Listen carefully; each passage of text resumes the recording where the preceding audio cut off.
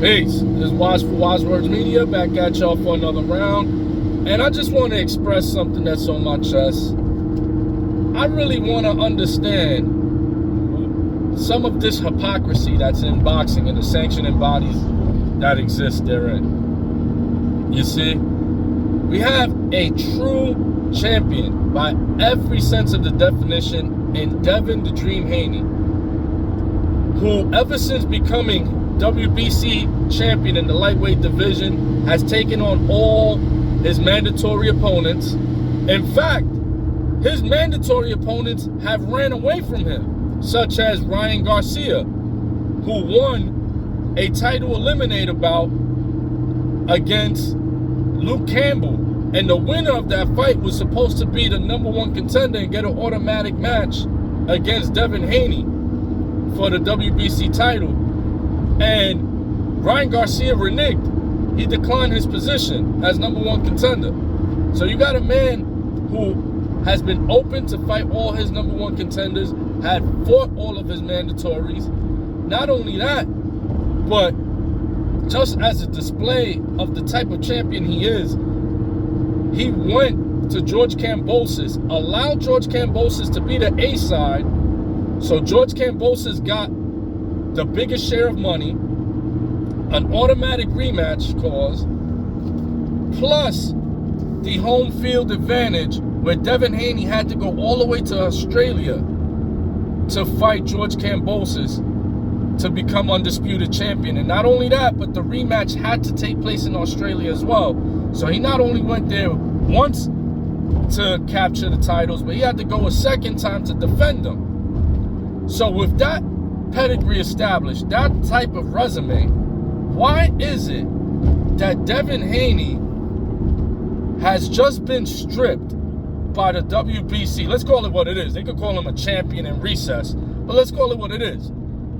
He was stripped of his WBC title because now the match between Shakur Stevenson versus Frank Martin, the winner now becomes the WBC lightweight champion. And Devin Haney, if he keeps his word and comes back down to the lightweight division, then he gets an automatic championship bout against whoever's the champion at the time, be it Stevenson or Martin. So they're putting Devin Haney through all these hurdles. Meanwhile, Canelo Alvarez, who was the WBC champion when he took on Dimitri Bivol, Canelo Alvarez did the same thing. He moved up in weight, just like Devin Haney's moving up from lightweight to 140. Canelo moved up in weight as the WBC champion, did not fight his mandatory, right? Because this is why they're claiming they're taking the title away from Devin Haney, because he's not fighting his mandatory opponent. So they took the title away from Haney, but Saul Canelo Alvarez was able to keep his WBC title by moving up in weight to fight before and not fighting his mandatory at the super middleweight division at the time, who was and still is his mandatory, David Benavidez. How is it that one man is able to move up in weight with no champion in recess, no title strip?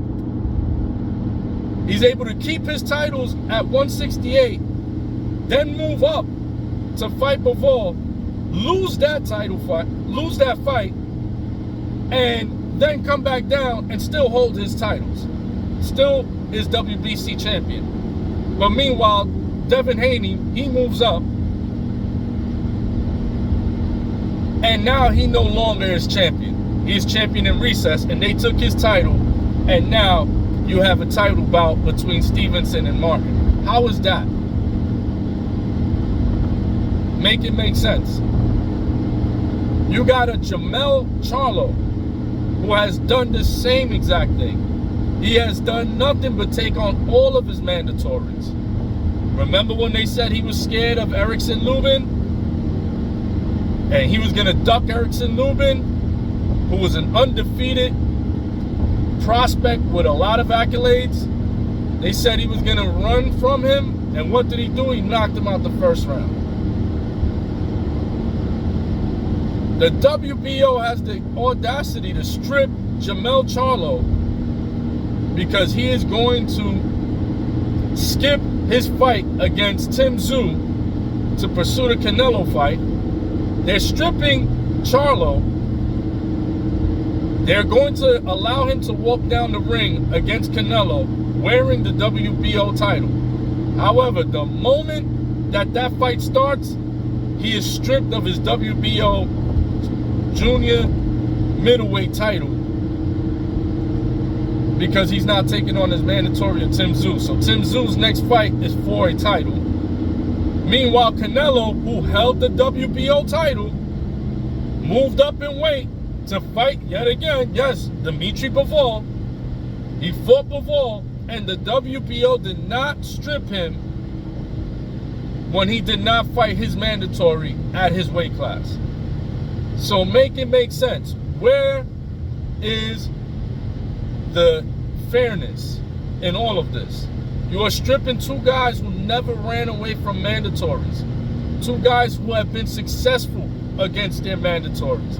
Two guys who have made history, undisputed champions in their respective divisions. And you're going to strip them, but you won't strip Canelo Alvarez. This is why boxing has a black eye. There's a stain in the reputation of boxing, and it's because of politics like this. It's unfair to these fighters that sacrifice so much, and especially when they've attained success and have been nothing but successful, and they don't want to give up these titles. These are involuntary strips because they're not making permanent stays, and they get stripped yet Canelo Alvarez is able to float like a butterfly and jump between divisions, and there's no repercussions for it. He gets to keep his titles. Let that sink in. The hypocrisy within these sanctioning bodies. I'm Waz for Waz Words Media. Peace.